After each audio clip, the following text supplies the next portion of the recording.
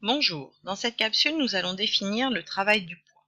Prenons comme exemple un avion et calculons le travail de son poids en phase descendante sur un trajet allant d'un point A à un point B. Le travail du poids s'écrit WAB de P est égal à P scalaire AB, soit mg scalaire AB, où G est le vecteur du champ de pesanteur. L'angle entre le vecteur G et le vecteur AB n'étant pas défini, il faut décomposer le vecteur AB en deux vecteurs, AH et HB, qui sont respectivement collinéaires et perpendiculaires au vecteur G.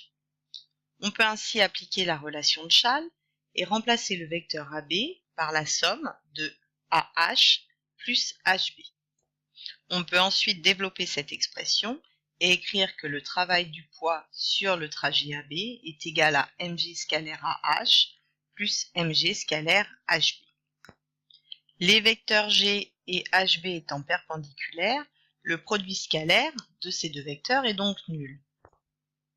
Les vecteurs G et AH étant collinéaires, on peut écrire que le travail du poids est égal à mg fois AH fois cosinus 0, soit mg fois AH, puisque le cosinus 0 est égal à 1. Pour calculer cette valeur, nous avons besoin de l'altitude des points A et H, soit ZA et ZB, puisque H et B sont sur la même altitude. À partir de là, on peut donc écrire que le travail du poids est égal à mg ZA moins ZB, où ZA moins ZB correspond à la distance AH. Et c'est cette relation que vous devez retenir en terminale, que le travail du poids sur la distance AB est égal à la masse du système fois l'intensité de pesanteur fois la distance ZA moins ZB, ce qui correspond aux altitudes du point de départ A et du point d'arrivée B. Cette relation est valable quel que soit le chemin suivi par l'avion entre le point A et le point B. On dit que le poids est une force conservative.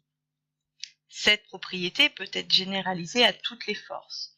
Une force est dite conservative si son travail entre deux points A et B, quelconque, ne dépend pas de la trajectoire suivie entre ces deux points.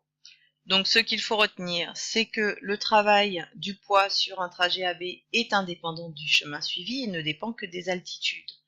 Le travail sera moteur quand l'avion est en phase descendante, c'est-à-dire si ZA est supérieur à ZB. En revanche, il sera résistant si l'avion est en phase montante et donc si ZA est inférieur à ZB. Voilà, vous savez tout sur le travail du poids. À bientôt pour une nouvelle capsule.